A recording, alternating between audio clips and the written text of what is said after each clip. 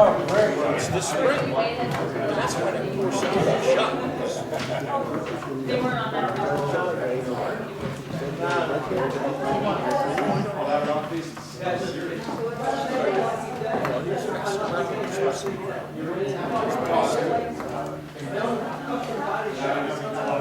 Well, you can't underestimate the idiocy of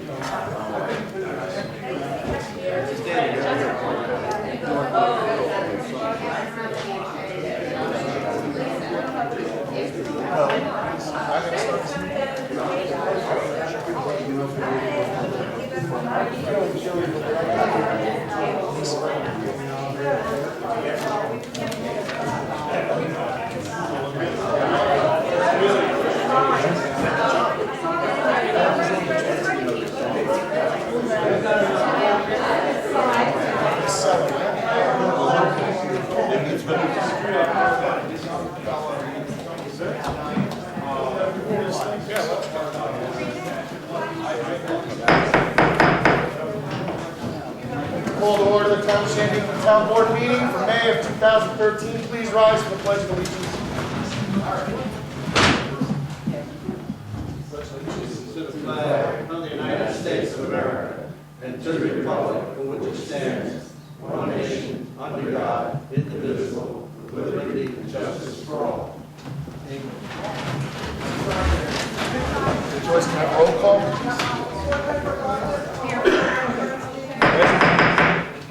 Thank you. Here. Board Member Higley? Here. Board Member George? Here. Supervisor Stanley? Here. I'd like to entertain a motion to approve the attachments minutes. I'll make that motion. Second. second. All in favor? Aye. Opposed? Supervisor's financial report.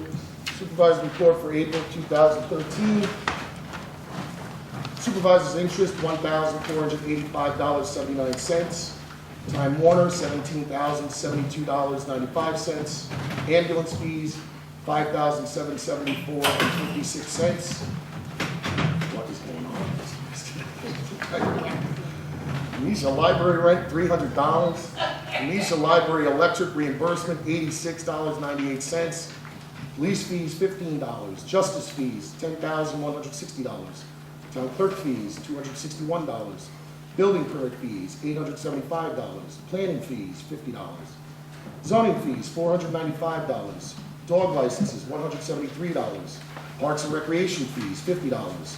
Health reimbursement, $156.50.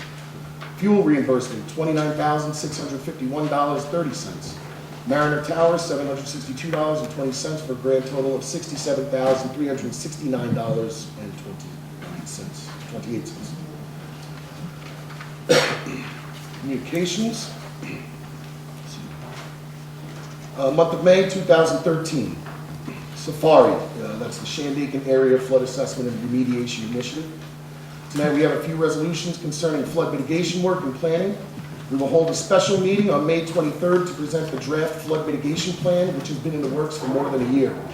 We are also preparing for a number of projects slated for the Stony Clove Creek.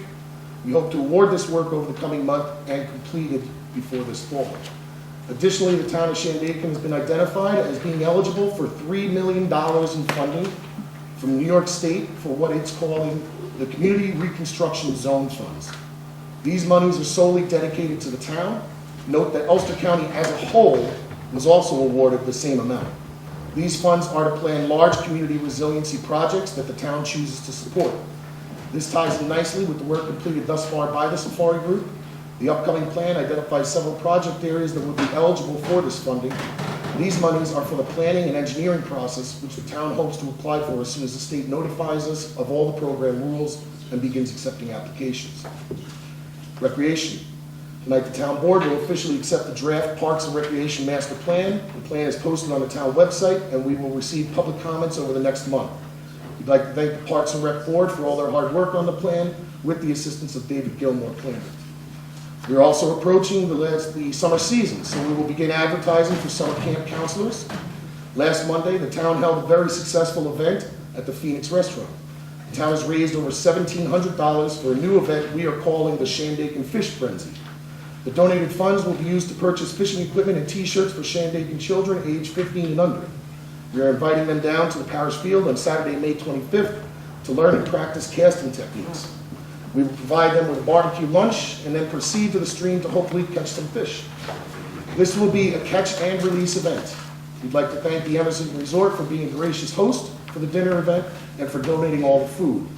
If you have a child that is interested in participating, please have them contact the town clerk's office at 688-5004 to reserve a spot. You must pre-register so we can ensure that we have enough gear and shirts for all the kids.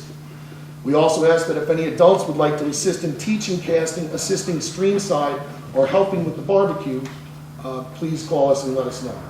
At the end of the day, all participants will get to keep all of their equipment, courtesy of the town of Shandaken, Jimmy's Bel Air Ski Shop, and Merrick Tackle. And again, I'd like to thank the Emerson again for holding this a great event. We're looking forward to this fish fry.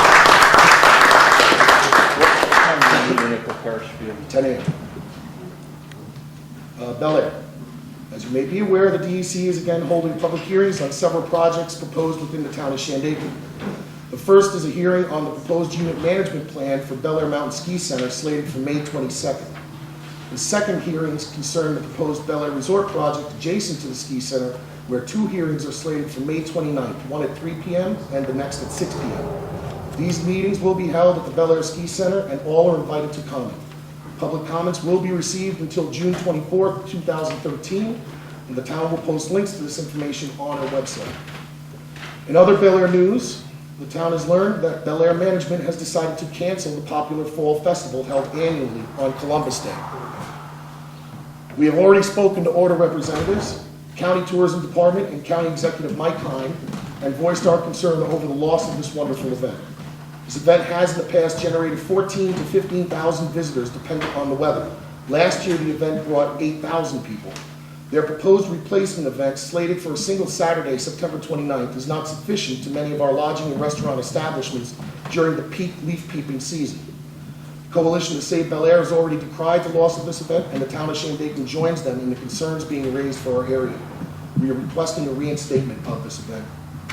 And our next meeting is slated for Monday, June 3rd, 2013. And that's about all I have for this. Nobody else?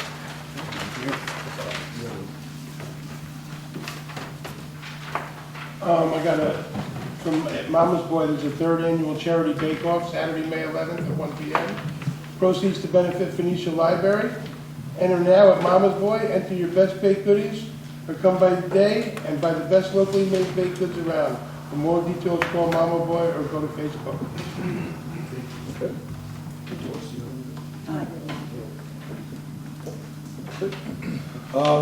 With that, I'd like to invite the members of the Ontario Central School District up. They're doing a short presentation on their budget, which is coming up for a vote in a few weeks, or a week and a half. I think there's a few people in the back that have copies. I was passing them out before. Does anyone need a copy?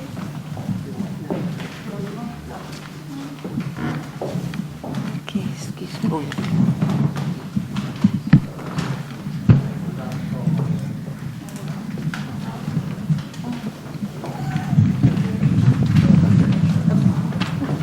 Like, is by the mic, not by the mic, doesn't matter. You should be facing the town board, so Yes. you can go in the mic.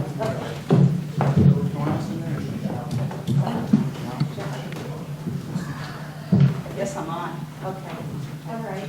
Well, good evening, everyone. Thank you for the opportunity to come and present this evening. My name is Dr. Phyllis McGill. This is my third time before this board. I'm the superintendent of schools. Along with me, I have the Board of Education President, Ann McGillicuddy, to my left. And to my right, I have trustee Michael McKeon. And they're both from the area, from the town. So we have our proposed school budget. I think you all should have a copy there. And I wanted to go over several of the highlights of this budget.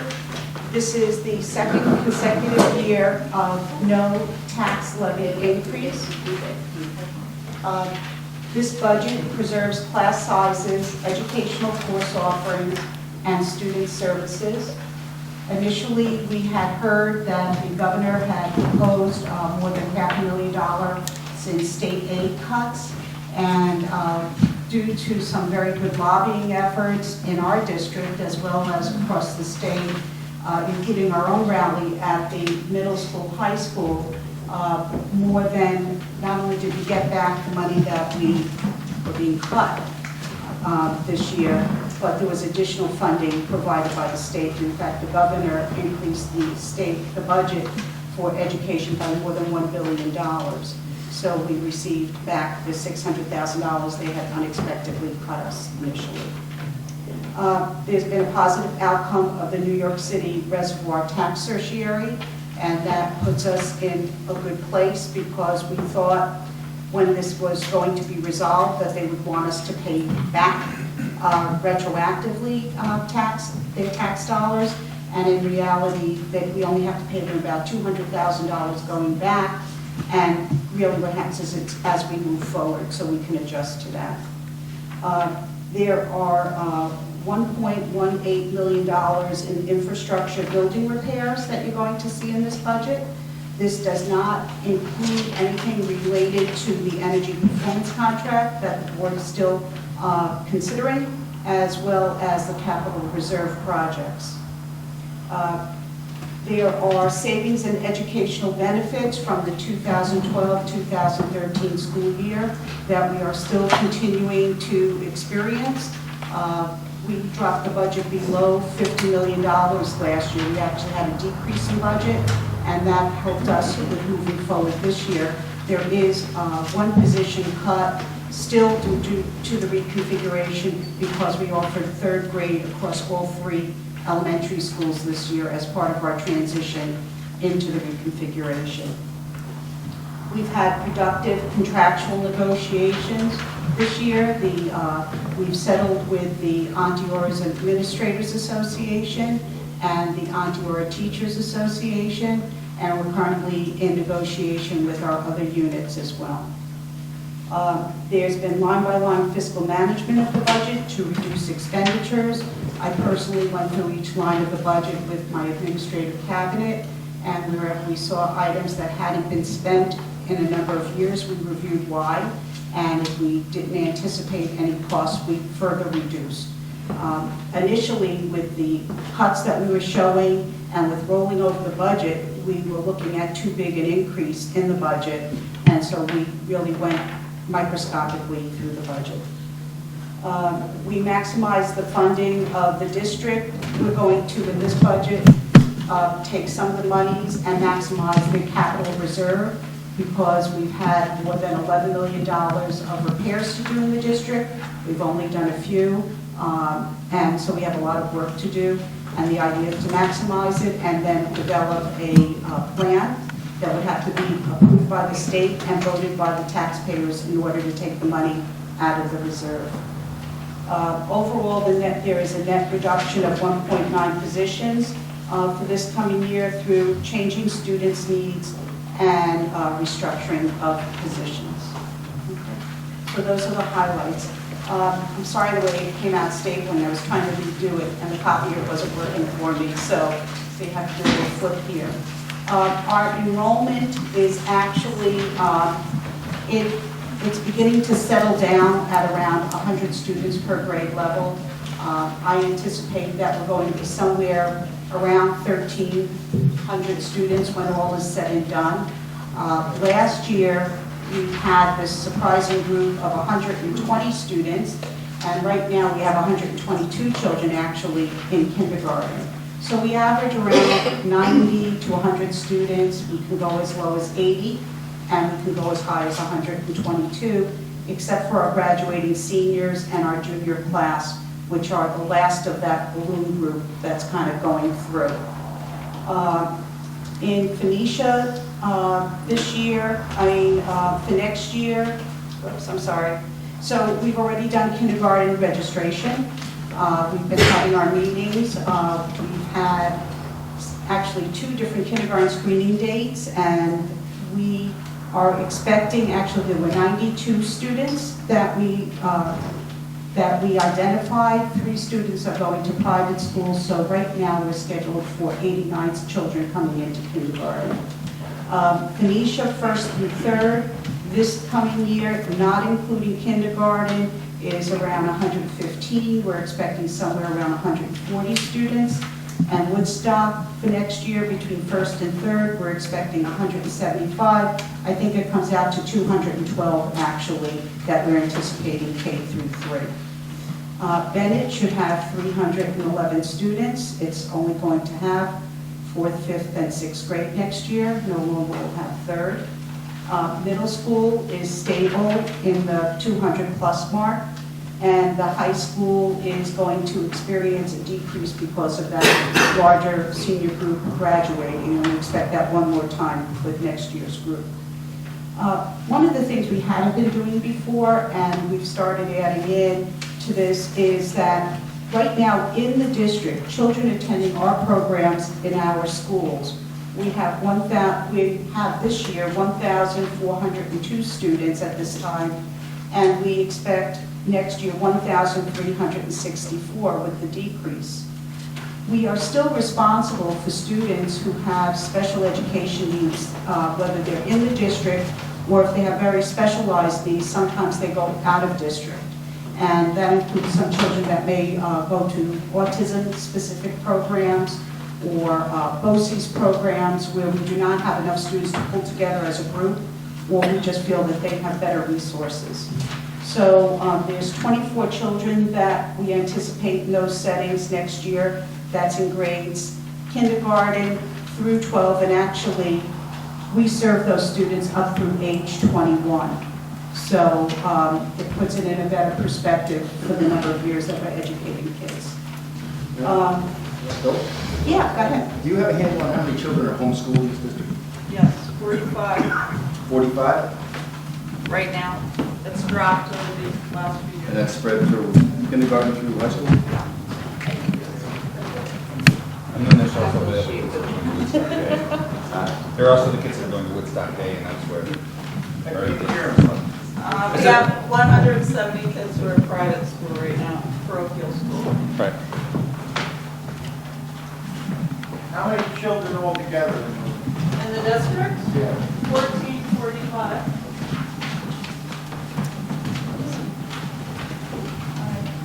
Right now, we have 4 students in GED programs. We have some students who are in alternative ed programs through BOCES. And so right now, we're predicting for next year total enrollment at 1,407 with 1,364 being served in district. Okay. Staffing assumptions. With the reconfiguration, we do not need 6 sections of kindergarten next year. We're moving it to just the 2 schools. So we are going to be able to reduce by 1 teacher. Realize these salaries, and I know that they are higher than, definitely than the average income here. These are salaries plus benefits, okay? And benefits are anywhere around 25 to 35% on top of salaries. We have 0.4, we anticipate that we're going to be reducing by 0.4. In social studies, we had a retirement, and we just need 0.6 of that position back. In art, we also are having a retirement, and we only need to bring 0.4 of that position back. Science, we this year, well, 2 years ago, we eliminated a science position, and for the past 2 years, we've had a part-time science teacher, and we do not need the part-time science teacher next year because of the largest groups being juniors and seniors. They're not in the beginning sciences and math classes at the high school. We've had an additional person for 0.6 in math. We do not need that position next year. We are reducing through retirement 1 custodial position, and we have 3 TAs that we're reducing by. We have 3 people that are retiring, and we are not going to replace those positions. It's 98,000 for the elementary teachers. Is that the average for All the elementary teachers, all the teachers in No, the what, school? what that is specifically is the person that we are going to be laying off. So we have a teacher who, they start master's, step one is 60,000 in our district. And this person has been with the district almost 3 years. And she is going to be, her position is going to be eliminated. So it's supposed to be 60 when they start? Yeah, that's what they start here for master's. They got 98, 3 years? No, it's salary plus benefits. So it includes everything, including health benefit, teacher's retirement system. It includes FICA, all of those things that we have to add on to a position. Do you have the number of teachers in the whole district and the average of what their salary is? I don't have them on me. I can get you those numbers. I mean, they are skewed because we have more of a middle-aged faculty at this point. Just an average. So an average number of teachers, about 125, I would think.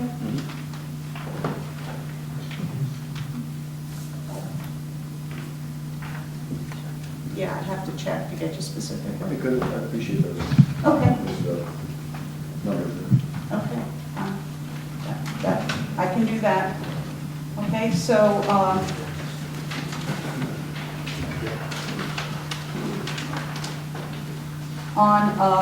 as you go along, we have some additions. 2 years ago, we reduced by a reading teacher, and even though we have a retirement, we're replacing that position. We found that we need an additional reading person. We're trying to improve our student performance along with the new state Common Core Learning Standards. We need additional support. Now, the numbers don't exactly line up, and they're done on two different sides of the budget. In reality, the person that will lay off is actually reading certified, and she has applied for the position. So what that will help us with is, first of all, we'll have an experienced teacher. She's certified in reading. She starts the whole tenure process again. And then on top of it, we do not have to incur the cost of unemployment for that person. We need one additional special education teacher. We have, a while back, there used to be a second administrator in the Department of Special Education to run the meetings. We're reinstating that position along with someone who will serve district-wide to help with the annual performance reviews that the state has implemented this year.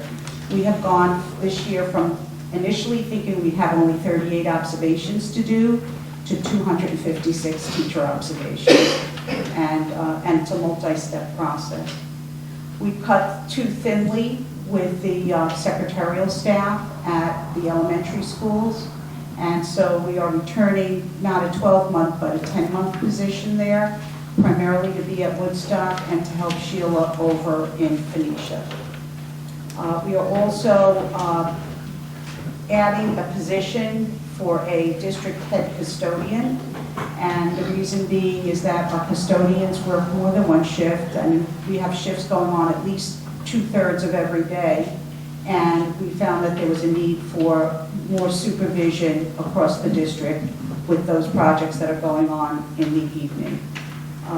Another thing that we are adding this summer, about 4 years ago, we cut out summer services to students who were performing below level, grade level, and we are going to be adding back a 3-hour-a-day, like 3-week booster shot program for our students that are ending the year below grade level so that they do not fall further behind over the summer. How many hours is one of those custodial shifts? You said they do 2 shifts. No, I don't need two. We have people working from early in the morning. They start early. They work 7-hour days, 7.5-hour days, and around 3. Then we have the night crew that cleans up at night. So they don't do a double shift, I'm sorry. What they do is we have 2 shifts always going on because the school cannot really be cleaned until the They're working about children. 8 hours. Yes. That's the average starting salary for a reading teacher, $104,000? No, that's salary plus Plus benefits. benefits. It's 60,000 masters, and it's really going to be reflected more in the 98 with the position we're leaving, but that's a contractual negotiation, and that's been here before my time. The salaries are high here. Ulster County is higher than the North Country, where I was from. It's just Is the school board going to renegotiate these salaries or sometime? We actually just renegotiated the problem that goes on, which we have expressed to the governor and the commissioner and the New York School Boards Association, is that what we have is, in New York State, is the tri-borough agreement for any unionized group.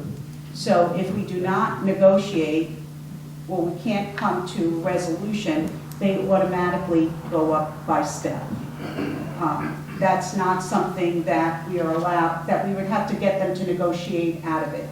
No one is negotiating out of it. What we ended up doing this year is that the step is part of the new contract. However, we added, instead of going up percentages, which is what they've gone up before, we're at 0.9 for year 1, 0.5 for year 2, and 0.5 for year 3. And my understanding is that's the lowest increase they've had in a very long time. I'm not saying it's not an increase, but that's where we could agree. I just want you to be aware that the people who are actually paying these salaries, their salaries aren't increasing like this. Completely understood. So, I mean, taxes are continuing to go up and up and up, and the salaries of people here in Shandaken aren't. I get that completely. My husband retired, he never made this salary, and he was in the field as a social worker for 35 years. So what percentage of the benefits do the teachers actually pay? And when they pay their percentage, or do they pay anything? They do pay, we're increasing that. I think it goes from, We're at 10 now, and I think we're going up to 13 or 14 at the end of the contract.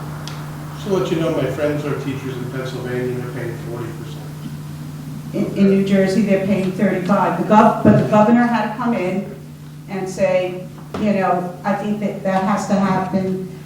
We're trying the best we can within our district. If you look at other contracts, actually, I agree, I understand, but the reality is that with tri-borough agreement, we have no way to bring them lower than what they're currently making.